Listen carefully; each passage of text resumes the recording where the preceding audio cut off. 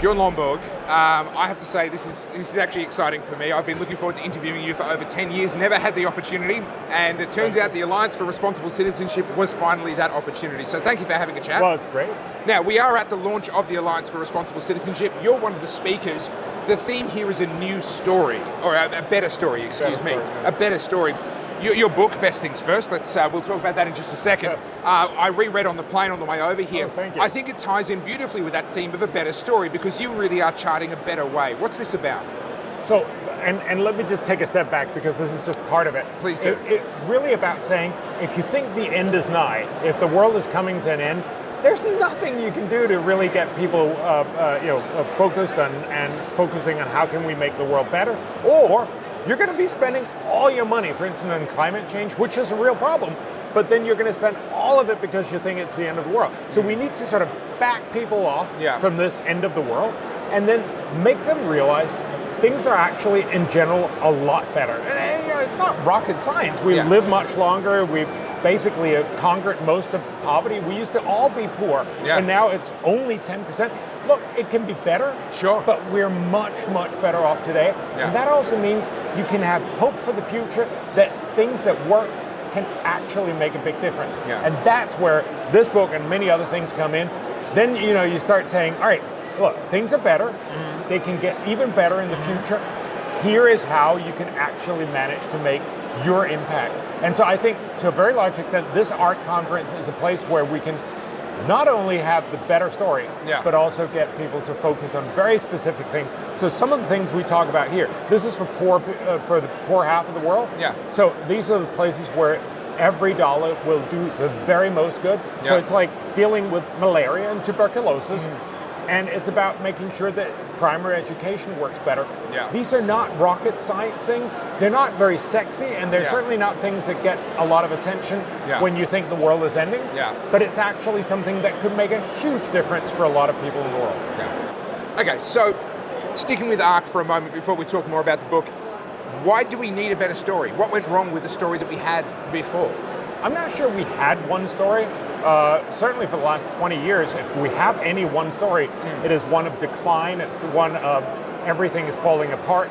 If you ask young people today, but really all people, a new OECD survey shows 60% of all people in the rich world now believe that if we don't tackle climate change, it'll likely or very likely lead to the end of mankind. This is just, it's astonishingly wrong, but it permeates all of society. So there's a lot of false or incorrect information out there. Again, climate change is a real problem, but it's not the end of the world. And we need to walk that back. So I think art is about two things.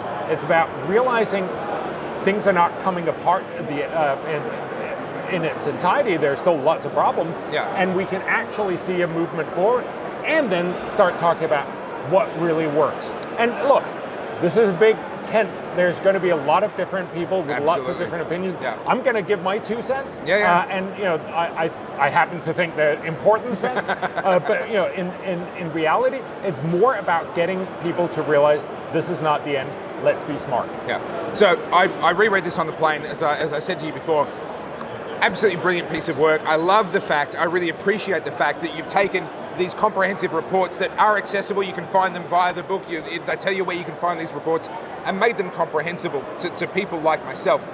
One of the more obvious criticisms that someone could bring is to say, well, if it's so easy and it's so obvious and the returns are so great, surely we would have already done these things. Yes, you would imagine, right? But obviously there are reasons why this doesn't happen. So take, for instance, tuberculosis. It killed about 1 billion people over the last 200 years. It killed every fourth person who died in the 1800s in Europe and in North America. It was a terrible devastation, and we really, really wanted it to end. Eventually, we found antibiotics, and we fixed it. And then we kind of forgot about it. And remember, rich people, even in poor countries, don't get tuberculosis, and they certainly don't die from it. So the people who die, so about 1.4 million people still die every year. Those are marginalized groups. There are people who live in slum areas, there are people in migrant areas, and mining communities, and prisons, those kinds of places that don't vote all that much.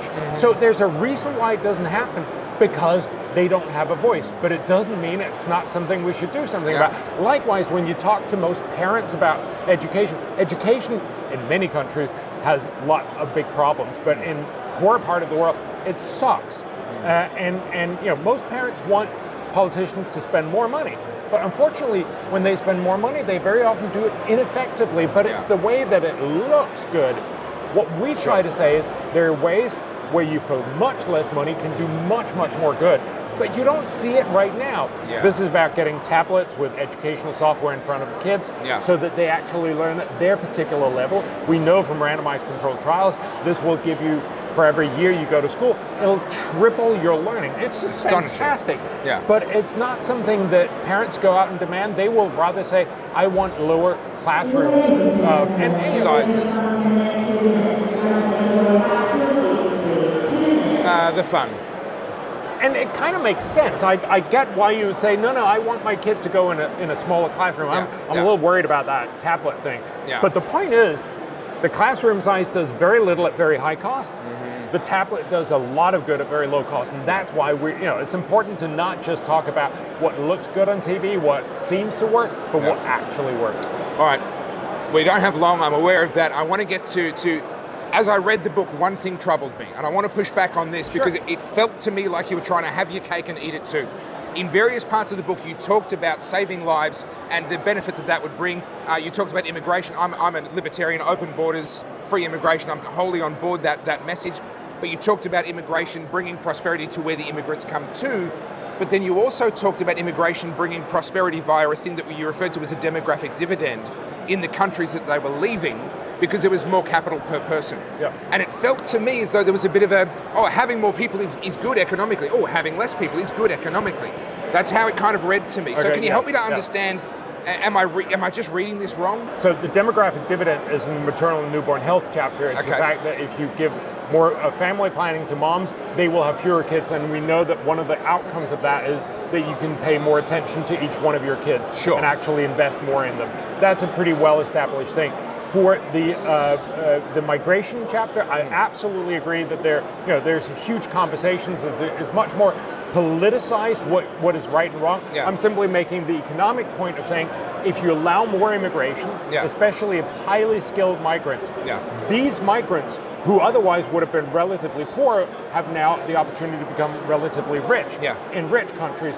It will mean that you will have, say, fewer doctors and fewer engineers at first in the sending countries. That's obviously a downside, but two things.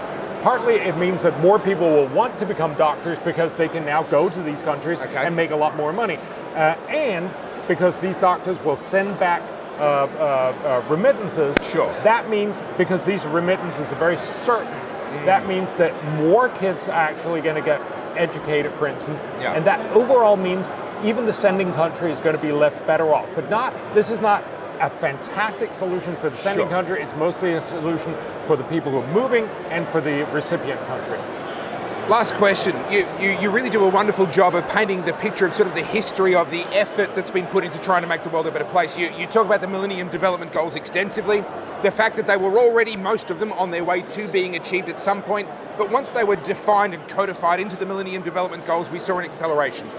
Then we get to the Sustainable Development Goals, and it's a very, very different thing.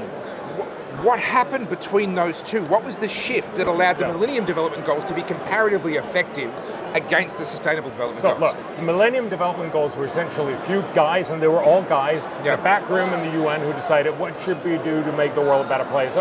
Get kids in school, stop kids from dying, stop moms from dying, get better water and sanitation, and get people out of poverty and hunger. That's it. It was very, very simple stuff.